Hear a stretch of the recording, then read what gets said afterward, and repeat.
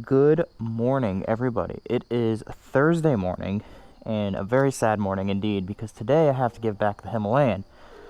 Larry from Royal is already on his way from Milwaukee to come pick up the bike and take it to the next individual who's going to be having it, which is really sad for me. So I thought I'd wake up pretty early this morning and just go try to crank some miles out and kind of do like a, how do I put it, like a my last thoughts on the bike. I think there's gonna be more content coming on the channel, but I was like, about the bike, about my 650 GT, about all sorts of Royal things. But I just thought I'd give one last kind of like hurrah to the Himalayan before it's out of my life for a little bit. Not for a lot of it, just a little bit. I've had this bike now for about 2 weeks, and it's unfortunate that the first week it rained a significant amount of time, which really made it very difficult to enjoy this bike. But I've been able to put almost 2 full tanks of gas through the bike since I've had it, and we've done some pretty fun stuff with it so far. Nope. There we go. So let's go on out. I'm gonna go find some nice places to take some photos, and maybe go grab a cup of coffee. So if that sounds nice. But before we can go on our little adventure, we have to get some gas. Royal has been nice enough to let me borrow this bike for the last 2 weeks. The least I can do is give it back with a full tank of gas. So let's go do that. And then there's this parking lot I've always wanted to shoot a bike in, especially because like the sky is quite foggy today. Photos aren't going to be super at all. So I felt like maybe we do a little indoor shoot and let's see what we can do. But just my thoughts, like initially as I like jumped on this bike again this morning, this bike is so easy to just jump on and go for a ride. Like there's no like when you get on like a Ducati, like I feel like there's a lot of mental preparation to do. This bike is just so, it's comfy, it's cozy, it's easy to ride, it's super upright. It's the most comfortable motorcycle I have ever ridden, and like that says a lot. I've ridden a lot of motorcycles, and this bike is just so easy to get on. There we go. See a little gas station.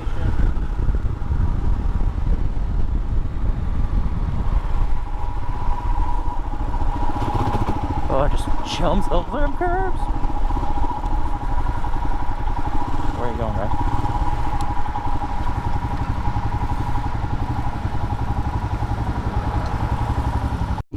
So what I was saying is that this bike, also I just put 3 gallons in, and it cost me just over $6. This bike is super fuel efficient and it's wonderful. But what I was saying is that this bike is so comfortable and just easy to get on, right? I feel like it's the closest thing to like the ease of getting on into a car, if that makes sense.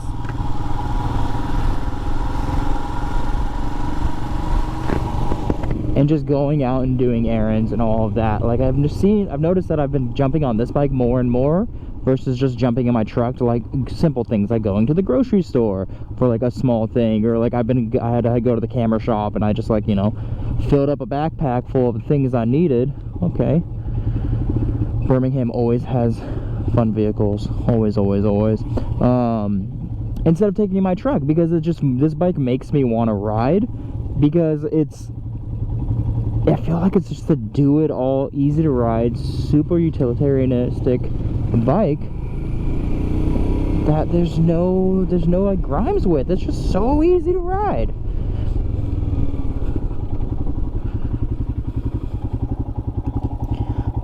It's a little tall.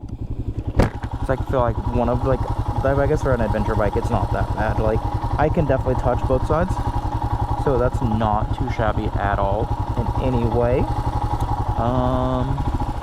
Yeah. Let's see.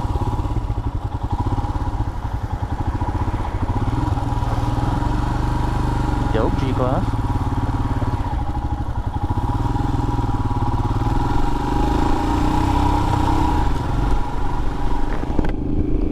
I keep putting my visor up. For some reason my visor is this gate up or down?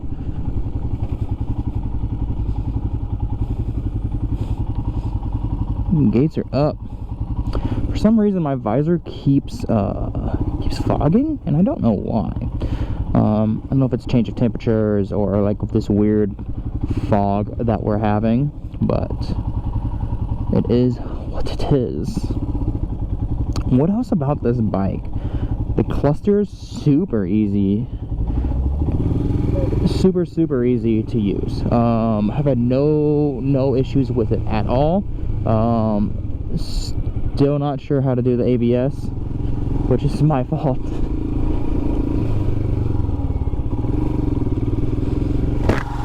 Clearance 7-1. Oh yeah, clear. I'm good deal of Tokyo drift action.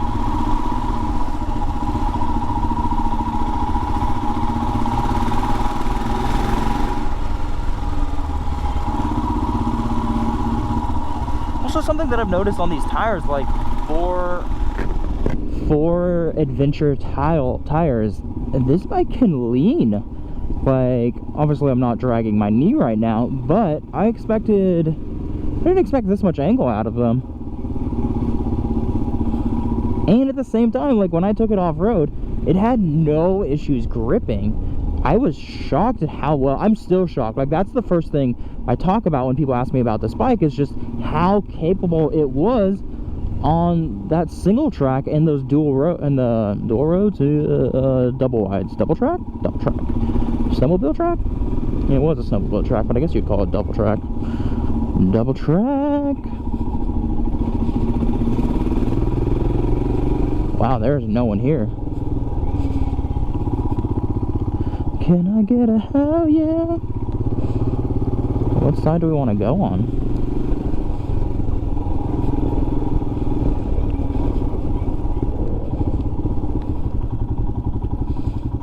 Yeah, this is crazy.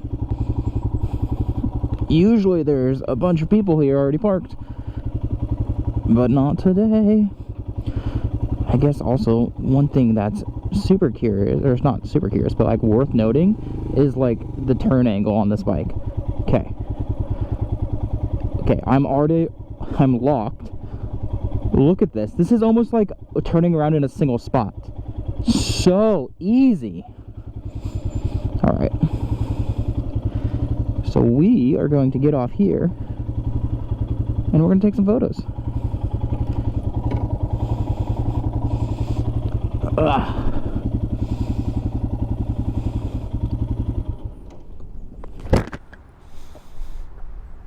It is a good looking bike, that is for sure. I really like the blue and white. That's probably one of the nicest colors I've seen on this bike. For some reason though, I feel like it needs not like a military green, or you just say like fuck it and go like full like a Bape camo or something crazy like that. I think that would look kind of cool. There's so many things that you could do with this bike. I just love it. I like the windshield has grown on me, honestly. It really has. At first I was like, I don't want the windshield, I want this to be like the most dirt bike looking thing I could find. And then I'm like, this windshield's kind of cool. The cluster's nice. I've seen like a single like LED cluster that would like make it small. I think it'd be really cool to replace this with like a double like LED headlight, kind of like two strips, and make it like just super modern. But then it's like, why do that? This bike's $5,000. It's perfect as is. Why go all these changes? Customization's always fun. But let's grab the camera and let's take some photos of the Royal Enfield.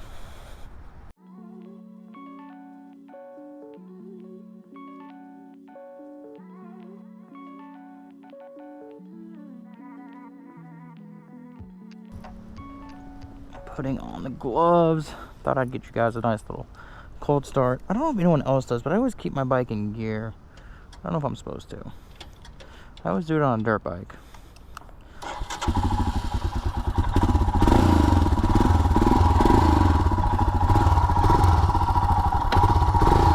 Alright, so some photos are taken. Let's head back down. I feel like we need to find like one dirt road, one dirt path, one dirt something. before I can officially give this bike back. And I don't know where to find that in Birmingham, but we shall find it.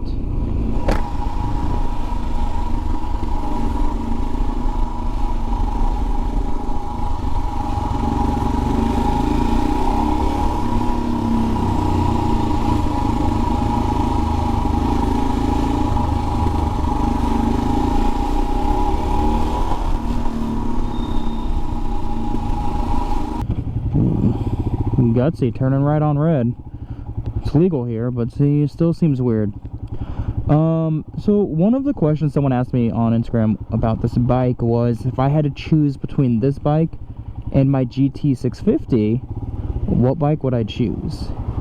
And I feel like that video in itself deserves its own, that question deserves its own video, right? And I feel like there's a lot of facts that have to be thought about before you can make that actual, like, a informed decision. Like, is it your only bike? If it's your only bike, 100% buy the Himalayan. This Himalayan is, like, to me, the best bang for the buck of someone who wants to learn how to get on a motorcycle, because it doesn't just limit you to like one certain activity like on the road. It also gives you the ability to travel off-road, see things. It has, you know, enough performance. That was weird. It has enough performance that, you know, you're going to be happy, you're going to be able to get through traffic, and you're not going to be able to hurt yourself, which I think is a big, wow, hello, it's something that a lot of people don't really think about when they buy their first bike. I feel like everyone's just like, oh, I want a sport bike, because sport bikes are what I fantasize about. But like, the majority of the time, a sport bike is not the right bike for you. You just want it because that's what you think all motorcycles ride. There's so much more fun that you can have and not in a sport bike position. Also, like, sport bikes are very hard to like ride, right? They're not great for sitting in traffic. They're not good for just like, you know, quick, or not quick maneuvers, but like parking lot maneuvers where like majority of like bike crashes happen. There's just like so many more things that a bike like this, like, you saw the turning radius on this bike. It is phenomenal. Come on. The turning radius on this bike is absolutely phenomenal. It blows my mind how good it actually is. And you never get that on your bike. Like, my Ducati takes, it's like 4 steps to get it back, to get it around like a parking garage or something. We'll have to like back into it and all of that. Like, it is not an easy bike to turn. And this bike has no issues whatsoever with anything like that. What else? Just like the seating position of this bike is so comfortable.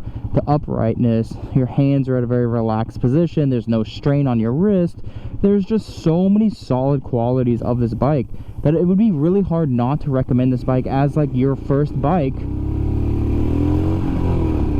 or anything like that. Like, if you are, I don't know, I've had nothing but like success and joy on this bike, and it's hard to put all that into words without sounding like a complete idiot, which I feel like I'm doing right now. But like, that's okay. Not all of us can be smart all the time, and it is like 8 a.m. I do need to start heading home so I can get back and start my my day at the office. I don't like being next to you.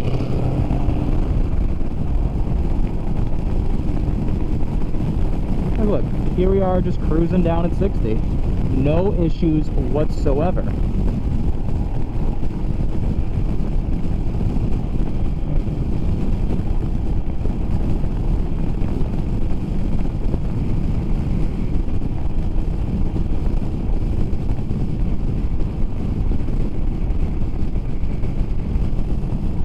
Alright. I've got to head home. So sad, but like, gotta do it. So, moral of the story, I'm dreading having to give this bike back. I wish I had access to this bike over the summer for a longer time period with some panniers, and I could go take it on like an actual camping trip. That sounds so much fun. And this is the bike to have it on. I've never had an adventure bike, but I grew up riding dirt bikes, so I feel very comfortable on this bike, which makes me kind of wonder like if my next bike should be like a supermoto or something like this. It is so much fun.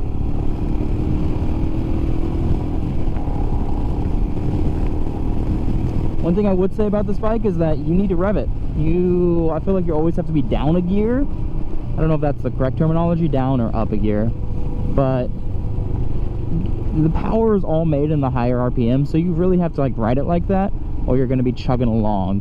And like if you think you need to be in third, you probably need to be in second. If you need to be in fourth, you probably need to be in third. Like not until you're on like 60 miles an hour do you need to be in fifth. That's just my kind of thought on how to ride this bike. Like right now, see, it's just kind of like chugging.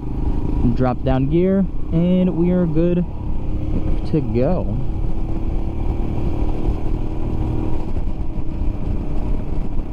I do want to know what this bike sounds like with an aftermarket exhaust. Honestly, I bet it's throaty. A 410 single, like that should be pretty throaty. I wonder where those roads go to.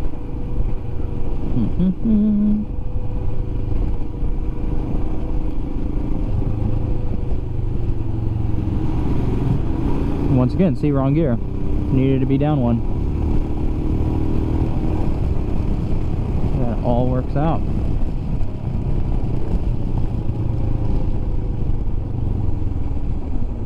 Front brake works good. Rear brake works good. I feel like the front brake, like it's got some grab, which is good on a dirt bike.